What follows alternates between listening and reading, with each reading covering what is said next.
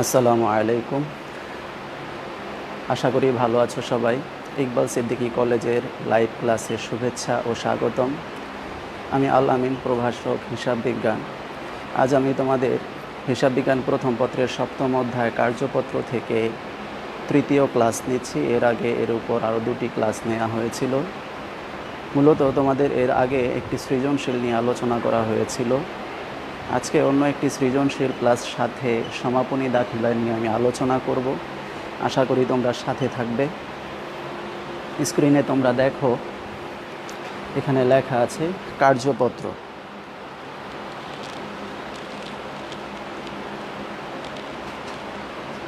সৃজনশীল প্রশ্নটির দিকে খেয়াল করলে তোমরা দেখতে পাবে এখানে একটি রেওয়া মিল দেওয়া আছে এবং এই রেওয়া মিলটি সাধারণত উদ্দীপকে দেয়া থাকে এবং সাথে নিচে কিছু সমন্বয়ের এন্ট্রি দেওয়া আছে।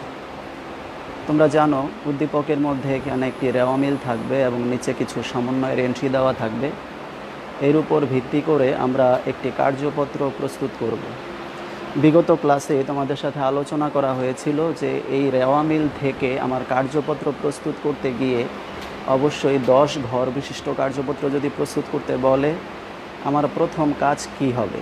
প্রথম কাজ হলো রেওয়া মিলে যে কয়েকটি হিসাবের খাত দেয়া আছে এগুলো অবশ্যই আমি কোথায় লিখব? আগে কার্যপত্রের মধ্যে রেওয়া মিলের অংশটুকু তুলে নিব। দেখো এখানে রেওয়া মিলের মধ্যে দেয়া আছে প্রাপ্য হিসাব 3 লক্ষ টাকা।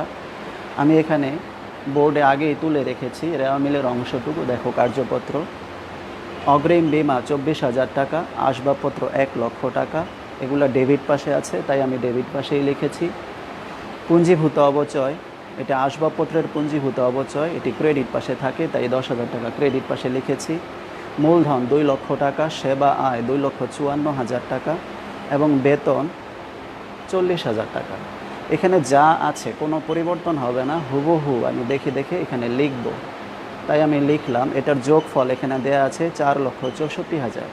আমি বলেছিলাম যে কার্যপত্র প্রস্তুতের সময় যোগফল এখানে করলেও হবে, কিন্তু আমরা একবারে করতে চাই দেখার সৌন্দর্যের জন্য।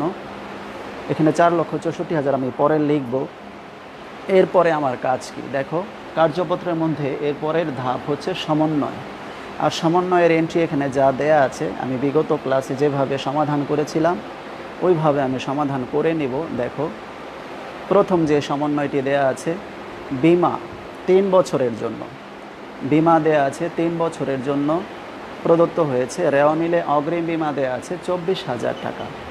তবে এই 24,000 টাকা হলো 3 বছরের, তাহলে 3 দ্বারা ভাগ করলে কত বের হবে? 1 বছরের 8,000 টাকা। 3 8 24,000 টাকা। অর্থাৎ এই বছর যেহেতু আমি 1 বছরের অঙ্ক করছি সেই হিসাব অনুযায়ী আমাকে 1 বছরের বিমা খরচ দেখাতে হবে। তাহলে এটার জাবেদা আমি কি করব?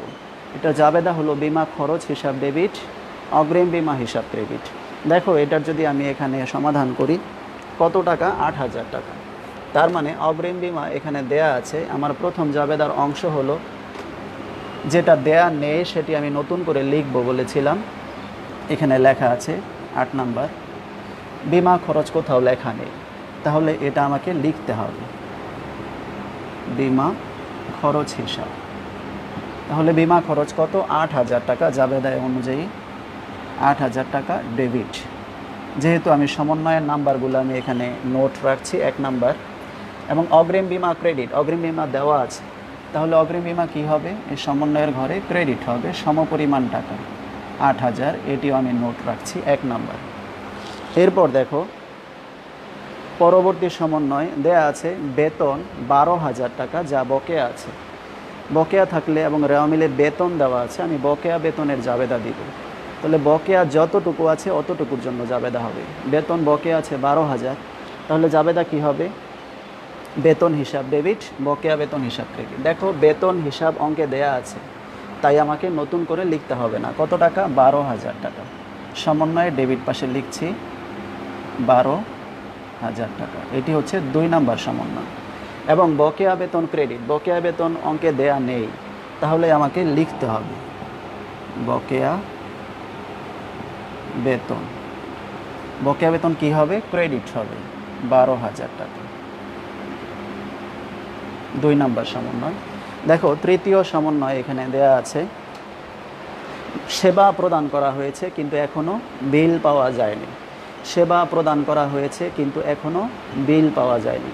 যেহেতু বিল পাওয়া যায়নি, আমি যার কাছে টাকা পাবো সে হচ্ছে আমার কাছে প্রাপ্য হিসাব, আর প্রাপ্য হিসাব ডেবিট হয়, আর সেবা আয় হিসাব ক্রেডিট। তাহলে এটার জাবেদাটা আমরা এখানে সমন্বয় আকারে লিখি। প্রাপ্য হিসাব অঙ্কে দেয়া আছে, প্রাপ্য হিসাব অঙ্কে দেয়া আছে, লিখতে হবে না। সেবা আয় খেয়াল করে দেখো এটাও দেওয়া আছে, তার মানে নতুন করে আমাকে কিছুই লিখতে হবে না। তার মানে প্রাপ্য হিসাব ডেবিট, কত টাকা? 8,000 টাকা। সমন্বয় আমি লিখছি, এটা হলো 3 নাম্বার সমন্বয়। প্রাপ্য হিসাব ডেবিট এবং সেবা আয় হিসাব ক্রেডিট, ক্রেডিট পাশে লিখবো 8,000 টাকা। এটি হচ্ছে 3 নাম্বার সমন্বয়। এরপর দেখো আরেকটি সমন্বয় আছে, আসবাবপত্রের উপর 10% অবচয় ধার্য করতে হবে। স্বভাবতই রেওয়া মিলের মধ্যে আসবাবপত্র দেওয়া থাকবে, এখানে দেয়া আছে 1 লক্ষ টাকা, 10% করলে এখানে হয় 10,000 টাকা। তাহলে অবচয়ের জাবেদা আমরা একটাই আছে জানি, সেটা হলো অবচয় হিসাব ডেবিট, পুঞ্জীভূত অবচয় হিসাব ক্রেডিট। খেয়াল করো অঙ্কের মধ্যে কোথাও অবচয় নেই, তাহলে অবচয় হিসাবটা লিখতে হবে। অবচয় হিসাব ডেবিট, ডেবিট পাশে লিখব কত? 10,000 টাকা। এটা 4 নাম্বার সমন্বয়। পুঞ্জীভূত অবচয় হিসাব ক্রেডিট, এটা দেয়া আছে, তাহলে এটা ক্রেডিট পাশে লিখতে হবে 10,000 টাকা। 4 নাম্বার সমন্বয়। দেখো সমন্বয়ে যা ছিল এখানে আমি লিখেছি। এখন আমার প্রথম কাজ কি হবে? প্রথম কাজ ছিল রেওয়া মিল তুলেছি, দ্বিতীয় কাজ ছিল সমন্বয় তুলেছি, এরপরের কাজ হলো সমন্বিত রেওয়া মিল, অর্থাৎ রেওয়া মিল ও সমন্বয়ের এই দুটোর যোগ ফল করে বা বিয়োগ ফল করে এখানে লিখতে হবে। দুটার সমন্বয়ে এখানে সমন্বিত রেওয়া মিল লিখতে হবে। এখন আমি চাইলে যোগ ফলটা করতে পারি। দেখো এটার যোগফল কত ছিল? 4,64,000 টাকা রেওয়া মিলের যোগফল। আমি বলেছিলাম এই দুটা ঘর করার পর এখানে একটা ঘর আমি খালি রাখবো, কিসের জন্য? নেট লাভ অথবা ক্ষতি নির্ণয় করার জন্য, নেট লাভ অথবা ক্ষতি নির্ণয় করার জন্য। তাহলে একটা ঘর খালি রাখলাম, নিচে যোগফল আমি লিখছি 4,64,000 টাকা, 4,64,000।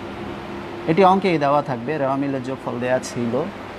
সমন্বয়ের যোগফল আমি করলে 2 সাইড 1 হবে।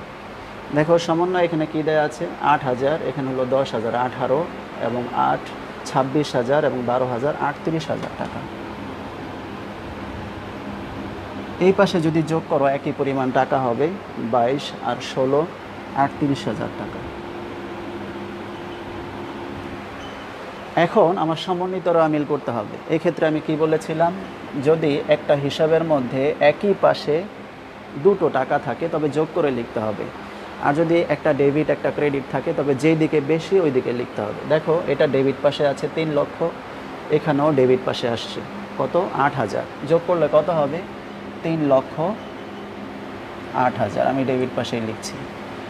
এখানে টাকা আসছে ডেবিট পাশে, এখানে আসলো ক্রেডিট পাশে, তার মানে বিয়োগ করে লিখতে হবে। বেশি কোথায়? ডেবিট পাশে। তাহলে ডেবিট পাশে লিখব কত? 16,000 টাকা। এরপর দেখো আসবাবপত্র আছে 1 লাখ, কোনো পরিবর্তন নেই, একটা এন্ট্রি আছে, তাই যা আছে তাই লিখব। এটা এখানে ক্রেডিট পাশে আছে, এখানেও ক্রেডিট পাশে আছে, তার মানে যোগ করে ক্রেডিট পাশেই লিখতে হবে। কত? 10,000, 10,000 মোট 20,000 টাকা। এটা একটা এন্ট্রি আছে ক্রেডিট পাশে, ক্রেডিট পাশেই লিখব 2 লক্ষ টাকা। এটা এখানে ক্রেডিট আছে, এখানেও ক্রেডিট আছে, যোগ করে লিখতে হবে 2,62,000 টাকা। এখানে আছে ডেবিট, এটাও ডেবিট, যোগ করে লিখতে হবে ডেবিট পাশেই 52,000 টাকা। এটা আছে ডেবিট পাশে, আমি ডেবিট পাশেই লিখব, একটা এন্ট্রি আছে তাই ডেবিট 8,000। এটা আছে ক্রেডিট, ক্রেডিট পাশে লিখব 12,000। এটা আছে ডেবিট পাশে, তাই ডেবিট পাশেই লিখব 10,000। এখন এই দুটো যোগ করলেও কিন্তু যোগফল আমার মিলবে। তাহলে কত আছে দেখো? 2,62,000 আর 2 লক্ষ, 4,62,000 আর 20, 4,82,000 আর 12, 4,94,000 টাকা, 4,94,000 টাকা। এই পাশে যোগ করলে কত হয়? নিশ্চয়ই এর চাইতে বেশি হবে না, এখানে দেখাই যাচ্ছে, যোগ করলে তোমরা দেখতে পাবে 4,08,000 আর 16, 4,24,000 আর 52, 4,24,000 আর 8, দেখো এখানে যোগ করলে আমার যেটা হবে, এই যোগফলটা আমি দুই দিকেই লিখছি, 4,94,000 টাকা। আমি অঙ্কের সমাধানের সুবিধার্থে দেখো তোমাদের জন্য করে রেখেছিলাম যোগফল করার সুবিধার্থে। এখানে আমার সমন্বিত রেওয়ামিল ছিল 4,94,000, বিয়োগ করলে আমার কত হয়। এখানে ডেবিট পাশে দেখো একই পরিমাণ টাকা হবে, 4,94,000। সমন্বিত রেওয়ামিল সবসময় মিলবে। যখন এখানে মিলে যাবে তখন তোমাকে কি বলেছিলাম, তোমাদের বলেছিলাম যে রেওয়ামিল আর সমন্বয় এই দুটো কলামে কত টাকা আছে এগুলার দিকে আর তাকানো যাবে না। আমি কোন টাকা নিয়ে কাজ করব, এই সমন্বিত রেওয়ামিলে যে পরিমাণ টাকা আছে সেগুলো নিয়েই কাজ করব। তাহলে দেখো সমন্বিত রেওয়ামিলে এখানে ডেবিট পাশে আছে, আমি বলেছিলাম এখানে বিশদ আয় বিবরণী এবং আর্থিক অবস্থার বিবরণীতে এই সমন্বিত রেওয়ামিল থেকে টাকাগুলো ট্রান্সফার করতে হবে। প্রাপ্য হিসাব কোন পাশের এন্ট্রি, আর্থিক অবস্থার বিবরণী, এই হিসাব অনুযায়ী 3,08,000 টাকা। কোথায় লিখবো আমি, এটা আছে ডেবিট পাশে, ডেবিট পাশেই লিখবো, কিন্তু আর্থিক অবস্থার বিবরণীতে। যেহেতু আর্থিক অবস্থার বিবরণী 3,08,000 লিখলাম। অগ্রিম বীমা কোন দিকের এন্ট্রি, এটাও আর্থিক অবস্থার বিবরণী। টাকা আছে কত, 16,000, ডেবিট পাশে আছে, ডেবিট পাশেই লিখব 16,000। এরপর দেখো আসবাবপত্র, এটা ডেবিট, এটাও আর্থিক অবস্থার বিবরণীর এন্ট্রি, তাই 1,00,000 আছে, ডেবিট পাশেই লিখলাম আর্থিক অবস্থার বিবরণী। পুঞ্জীভূত অবচয়, এটাও আর্থিক অবস্থার বিবরণীর এন্ট্রি। আসবাবপত্র থেকে নর্মালি এটা বিয়োগ করতে হয়। কত আছে, ক্রেডিট পাশে আছে 20,000, ক্রেডিট পাশেই লিখব। যেটা যেই দিকের এন্ট্রি ওই দিকেই লিখতে হবে, ডেবিট ক্রেডিট পরিবর্তন করা যাবে না। মূলধন কোন দিকে আছে, ক্রেডিট পাশে, এটাও আর্থিক অবস্থার বিবরণীর এন্ট্রি। এরপর দেখো সেবা আয়, সেবা আয় কত আছে, 2,62,000 টাকা। এটা আয় বিবরণীর এন্ট্রি, এই কারণে এটা আয় বিবরণীর ক্রেডিট পাশে হবে, 2,62,000 টাকা। এরপর দেখো বেতন, এটিও আয় বিবরণীর এন্ট্রি, এটি একটি ব্যয়, ডেবিট পাশে আছে, ডেবিট পাশেই লিখলাম। বিমা খরচ, লেখাই আছে খরচ, এটা ডেবিট পাশে আছে, আয় বিবরণীর ডেবিট পাশেই হবে। দেখো বকেয়া বেতন, এটা দায় বিধায় আর্থিক অবস্থার বিবরণীতে যাবে, আছে ক্রেডিট পাশে, আমি ক্রেডিট পাশেই লিখব 12,000। অবচয়, এটা ব্যয় বিধায় এটি আয় বিবরণীতে যাবে, ডেবিট পাশে আছে, ডেবিট পাশেই যাবে। এখন আমার কাজ হলো এই আয় বিবরণীর দুই পাশ মিলবে না, এক পাশ বড় হবে আরেক পাশ ছোট হবে। যেই পাশটা বড় আছে সেটা দুই দিকে লিখব আমি। দেখো এদিকে বড় আছে 2,62,000 টাকা, এটি দুই দিকেই লিখতে হবে কারণ এই পাশটাই বড়, কিন্তু এই পাশে তো 2,62,000 নেই, আছে কত 52, 8,000 আর 10,000। এই তিনটা বিয়োগ করলে এখানে কত হয়, 1,92,000 টাকা, 1,92,000। এই 2,62,000 থেকে এই তিনটা এন্ট্রি বিয়োগ করলে 1,92,000। এই যে ব্যালেন্স, এটাকে আমরা কি বলবো, নিট লাভ। ক্রেডিট পাশ বড় হলে, কারণ ক্রেডিট পাশে আয় থাকে, বড় হলে আমরা সেটার ব্যালেন্সটাকে লিখবো নিট লাভ। ডেবিট পাশ যদি বড় হতো সেটার ব্যালেন্স আসতো এই পাশে, ওটাকে আমরা নিট ক্ষতি লিখতাম। তাহলে এটাকে একটা নাম্বার দিয়ে দিই, 11 নাম্বার। বলেছিলাম একমাত্র এই নেট লাভ বা ক্ষতি এই এন্ট্রিটাকেই যদি আয় বিবরণীতে ডেবিট পাশে আসে, আর্থিক অবস্থার বিবরণীর ক্রেডিট পাশে যাবে। এখানে যদি ক্রেডিট পাশে আসতো, এখানে ডেবিট পাশে আসতো, তাহলে আমরা লিখি 1,92,000 ক্রেডিট পাশে। এখন দেখো আমি এই আর্থিক অবস্থার বিবরণী এটা সহ যদি যোগ করি, যোগফল সমান হবে, তুমি বুঝতেই পারবে তোমার কার্যপত্র মিলেছে। তাহলে যোগফল কত, 4,24,000 টাকা। যোগ করে দেখতে পারো, 4,24,000, এখানেও 4,24,000 টাকা হবে। এইভাবে তোমরা একটি কার্যপত্র সমাপ্ত করতে পারো। এখন আসো, কার্যপত্রটি তোমাদের সুবিধার জন্য আমি এখানে লিখে রেখেছি। এরপরেও দেখো এখানে বোর্ডে করা আছে, স্ক্রিনে দেখো। আমি এরপর আজকে নতুন একটা বিষয় আলোচনা করব, সেটা হলো সমাপনী জাবেদা। সমাপনী জাবেদা, সমাপনী শব্দের অর্থ কি তোমরা নাম থেকেই বুঝতে পারছো। সমাপনী শব্দের অর্থ হচ্ছে বছর শেষের যেই জাবেদা। বছরের শেষ তারিখে আমি কী জাবেদা করব। বছরের শেষ তারিখে আমার এমন কিছু নামিক হিসাব আছে। নামিক হিসাব কাকে বলে? বিশদ আয় বিবরণীতে, এই যে দেখো এখানে আয় বিবরণীতে যতগুলো ডেবিট এবং ক্রেডিট আছে এগুলো সবই কিন্তু নামিক হিসাব। অর্থাৎ আয় বিবরণীতে যে এন্ট্রিগুলো গিয়েছে, দেখো সেবা আয়, এটা একটা নামিক হিসাব। বেতন, বিমা খরচ, অবচয়, অর্থাৎ আয় বিবরণীর যত এন্ট্রি আছে সবগুলাই কি নামিক হিসাব। অর্থাৎ সকল আয় এবং ব্যয়গুলোকে আমরা কি বলতে পারি? নামিক হিসাব বলতে পারি। আর এই নামিক হিসাব বছর শেষে আমরা কি করি? এগুলার জেরগুলোকে শূন্য হিসেবে দেখাই। অর্থাৎ এই বছরের খরচ এবং আয় ব্যয় এগুলো সমন্বয় করে একটা ব্যালেন্স তৈরি করি। অর্থাৎ বছর শেষে গিয়ে আমার কি থাকবে না? কোনো আয়ও থাকবে না, ব্যয়ও থাকবে না। এই আয় ব্যয় থেকে একটা ব্যালেন্স বের করি, সেটা হলো নিট লাভ অথবা ক্ষতি। এই ক্ষেত্রে এই সমাপনী জাবেদা তৈরি করার জন্য আমাকে কি করতে হবে? এই আয় বিবরণীর মধ্যে যে এন্ট্রিগুলো আছে এগুলোর জন্য কিছু দাখিলা অথবা জাবেদা দিতে হবে। তাহলে আমরা সমাপনী দাখিলা কাকে বলবো?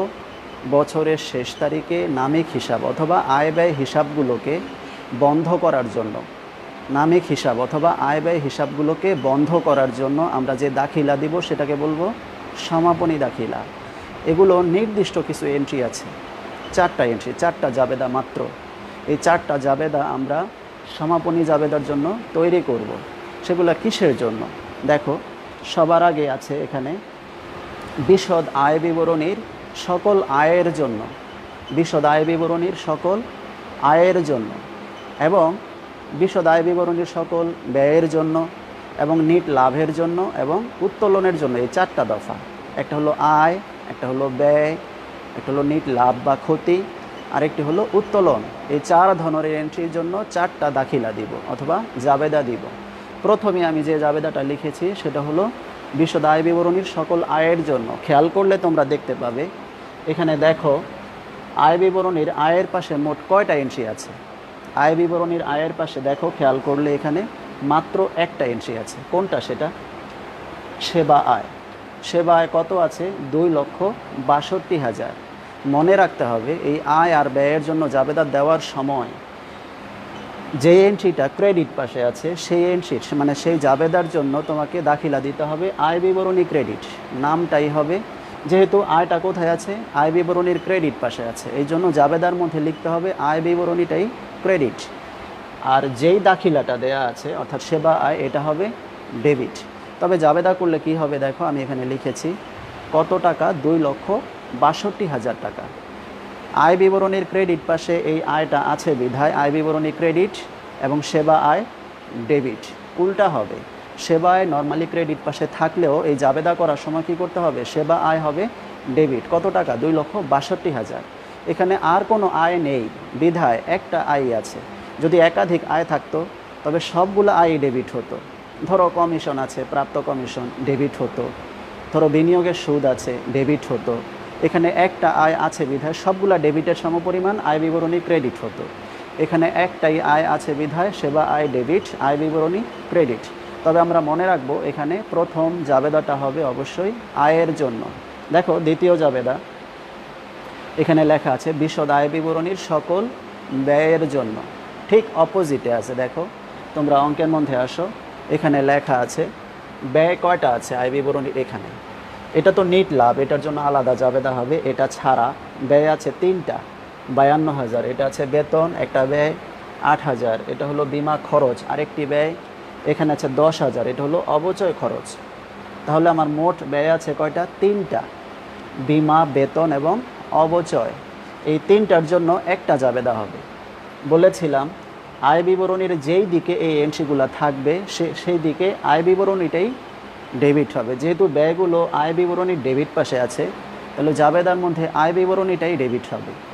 আর যে এন্ট্রিগুলো ডেবিট পাশে আছে এগুলো সব হবে ক্রেডিট। তাহলে দেখো জাবেদা করলে কি হয় তোমরা স্ক্রিনে দেখো। আয় বিবরণী ডেবিট 70,000 পেলাম কোথা থেকে? আমি আগে ব্যয়ের পাশটা করব, অর্থাৎ বেতন হিসাব ক্রেডিট অঙ্ক থেকেই নিব। আমি নতুন করে কিছুই চিন্তা করার দরকার নেই। বেতন অঙ্কে দেয়া আছে 52,000, কোথা থেকে নিব? সমন্বিত রেওয়ামিল থেকে। বিমা খরচ কত আছে? 8,000। অবচয় খরচ কত আছে? 10,000। এই তিনটার যোগফল হলো 70,000 আয় বিবরণী ডেবিট। তাহলে ব্যয়ের জন্য আমরা জাবেদা করার সময় আয় বিবরণী ডেবিট হবে এবং যে কটা ব্যয় আছে সবগুলো ক্রেডিট হবে। ব্যয়ের সমপরিমাণ টাকাটাই আয় বিবরণীতে ডেবিট হবে। এরপর দেখো তৃতীয় জাবেদা, আমি বলেছিলাম নিট লাভ অথবা ক্ষতির জন্য জাবেদা। খেয়াল করে দেখো এই নিট লাভ বিশদ আয় বিবরণীতে কোন দিকে এসেছে। 1,92,000 টাকা আমরা বের করেছি। দেখো এখানে নিট লাভ আমরা বের করেছি কত, 1,92,000। কোন দিকে আছে খেয়াল করো, আয় বিবরণীর ডেবিট পাশে। আর ডেবিট পাশে আছে বিধায় আমি আয় বিবরণীটাই ডেবিট করব। এখন একটু চিন্তা করে দেখো এই নিট লাভ আরেকবার আমরা কোথায় লিখি। আমরা এখানে লিখেছি আর্থিক অবস্থার বিবরণীর ক্রেডিট পাশে, কিন্তু আর্থিক অবস্থার বিবরণীতে ক্রেডিট পাশে কি আমরা সরাসরি নিট লাভ লিখি? তা কিন্তু নয়।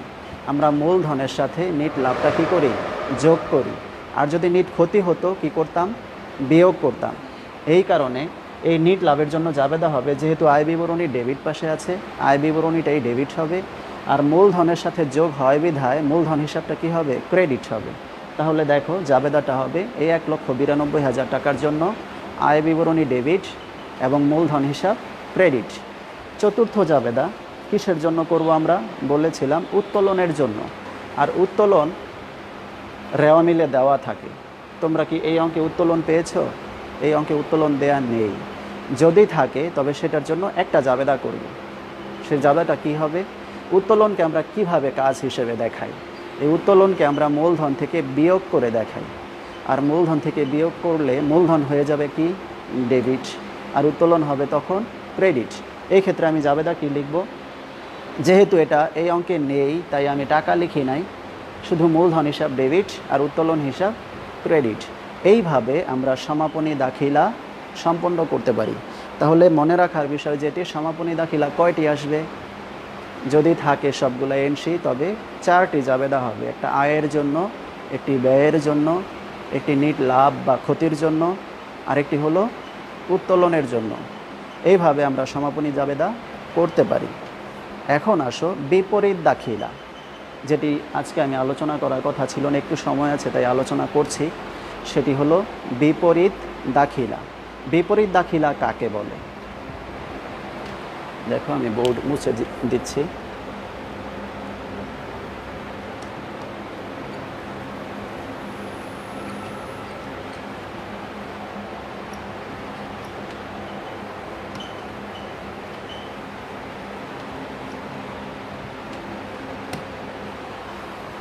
কোনটি আলোচনা করব? বিপরীত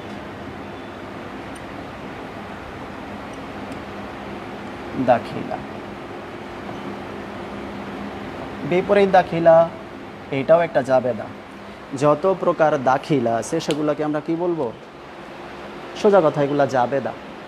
আর জাবেদা হওয়ার কারণে এগুলো অবশ্যই, আমরা সমন্বয় দাখিলা করেছিলাম একটু আগে, মনে আছে? সমন্বয় অর্থাৎ উদ্দীপকের মধ্যে কিছু সমন্বয়ের এন্ট্রি দেওয়া ছিল, সেগুলোর জন্য আমি জাবেদা তৈরি করেছিলাম। দেখো স্ক্রিনে দেওয়া আছে, আমি মনে আছে কিনা তোমাদের, একটু আগেও বলেছি। বিমা 3 বছরের জন্য দেওয়া হয়েছিল, এটি কিন্তু একটি সমন্বয় জাবেদা, নিচে করা আছে। এখানে যে জাবেদা দাখিলা দেওয়া আছে এটা কোন দাখিলা? সমন্বয় দাখিলা। বিপরীত দাখিলার কাজ হলো এই সমন্বয় দাখিলারগুলো বিপরীত করা, সম্পূর্ণ উল্টা করা। এই জন্য এটার নাম হয়েছে বিপরীত দাখিলা। সমন্বয় জাবেদার মধ্যে কী দেওয়া আছে? বিমা খরচ ডেবিট, অগ্রিম বিমা ক্রেডিট। তাহলে বিপরীত দাখিলা যখন আমি করব, ঠিক এর উল্টো করব। কি করব? অগ্রিম বিমা হবে ডেবিট, অর্থাৎ যেটা ডেবিট পাশে আছে সেটা হবে ক্রেডিট, আর যেটা ক্রেডিট পাশে আছে সেটা হবে ডেবিট। সমন্বয় জাবেদায় আমি করেছিলাম বিমা খরচ ডেবিট, অগ্রিম বিমা ক্রেডিট। তাহলে বিপরীত দাখিলায় কী হবে? অগ্রিম বিমা ডেবিট, বিমা খরচ ক্রেডিট। ঠিক এর বিপরীত, সোজা কথা, সমন্বয় দাখিলার বিপরীত হচ্ছে বিপরীত দাখিলা। কিন্তু সব ধরনের এন্ট্রি কিন্তু বিপরীত দাখিলা হয় না। কিছু কিছু এন্ট্রি আছে এগুলোর জন্য বিপরীত দাখিলা দিতে হয় না। সোজা কথা, যেগুলোর দ্বারা সম্পদ বৃদ্ধি পায়, দায় বৃদ্ধি পায়, এমন এন্ট্রির দ্বারাই মূলত বিপরীত দাখিলা দিতে হয়। তাহলে এরকম সমন্বয় জাবেদার মধ্যে দেখো পরেরটা আমি কি করেছিলাম, দেখো বেতন হিসাব ডেবিট, বকেয়া বেতন হিসাব ক্রেডিট। তবে এটার যদি আমি বিপরীত দাখিলা করি কি হবে? তোমরা একভাবেই বলতে পারো সহজ হিসাব উল্টা। বকেয়া বেতন হিসাব ডেবিট, বেতন হিসাব ক্রেডিট, একই রকম। যদি এরপর একটা বলি, এখানে সেবা আয়ের জন্য একটি সমন্বয় দাখিলা দেওয়া হয়েছিল, প্রাপ্য হিসাব ডেবিট, সেবা আয় হিসাব ক্রেডিট। তবে এর বিপরীত দাখিলা কি হবে? সেবা আয় হিসাব ডেবিট, প্রাপ্য হিসাব ক্রেডিট। এইভাবে আমরা বিপরীত দাখিলা বলতে কি বুঝবো? বিপরীত দাখিলা বলতে বুঝবো যে কোনো সমন্বয়ের এন্ট্রির ঠিক বিপরীতটা, কিন্তু সব ধরনের এন্ট্রি নয়। কোন ধরনের এন্ট্রির ক্ষেত্রে বিপরীত দাখিলা হবে এগুলো পরবর্তী অন্য একটা ক্লাসে আমি বিস্তারিত আলোচনা করব। আজকে তোমরা স্বাভাবিকভাবে মনে রাখো, সাধারণত সমন্বয় দাখিলার কিছু বিশেষ বিশেষ এন্ট্রির ক্ষেত্রে সমন্বয় দাখিলার বিপরীতটাই হলো বিপরীত দাখিলা। আশা করি আজকের ক্লাস থেকে তোমরা অনেকটাই ধারণা পেয়েছো। এজন্য তোমরা বাড়িতে যেটা করবে সেটা হলো এই কার্যপত্রের উপর অবশ্যই এমন কিছু সমাধান করবে যার সাথে আজকের ক্লাসের মিল আছে। তোমরা দেখতেই পাবে যে বইয়ের মধ্যে তোমরা নর্মালি মোকাররম হোসেনের বই থেকে আমি আজকে কলেজ থেকে করিয়ে থাকি, সেই বইয়ের মধ্যে বেশ অনেক সমাধান আছে। সেই সমাধানের মধ্য থেকে সমন্বয় দাখিলা দেখবা সৃজনশীলের মধ্যে দেয়া আছে, সমন্বয় দাখিলা তৈরি করো। এই সমন্বয় দাখিলা বলুক আর বিপরীত দাখিলা বলুক আর সাধারণ জাবেদা বলুক, সব দাখিলার ক্ষেত্রে ঘর কিন্তু 5টা। আমরা জানি ঘর কয়টা হবে? 5টি। সেই ওই 5 কলাম বিশিষ্ট জাবেদার যে ঘর, সেই ঘর থেকে আমরা এই জাবেদাগুলো করব। এবং সৃজনশীলে দেয়া আছে এমন বিশেষ বিশেষ এন্ট্রিগুলো বিপরীত দাখিলা আছে অথবা সমন্বয় দাখিলা আছে অথবা কার্যপত্র করতে বলা আছে, এমন এন্ট্রিগুলো আমরা বাসা থেকে সমাধান করব। এই বলে আমি আজকের মতো এখানেই বিদায় নিচ্ছি। সামনে পরবর্তী ক্লাসের আহ্বান জানিয়ে ধন্যবাদ সবাইকে। সবাই সুস্থ থাকো, ভালো থাকো। আল্লাহ হাফিজ।